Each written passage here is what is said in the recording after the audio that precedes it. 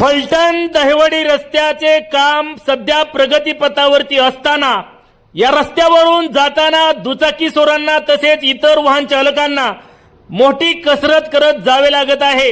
या रस्त्यावरती काम करत असताना धूळ बसण्यासाठी पाणी मारण्यात येत नसल्यामुळे मोठ्या वाहनांच्या पाठीमागे जाताना धुळीचा त्रास मोठ्या प्रमाणावरती सहन करावा लागत आहे। यामुळे छोटे मोठे अपघातही होत आहेत। सध्या ठिकठिकाणी या रस्त्यावरती काम सुरू आहे। काही ठिकाणी पाणी मारण्यात येत आहे, मात्र अनेक ठिकाणी पाणी न मारल्यामुळे मोठ्या प्रमाणावरती धूळ उडत आहे।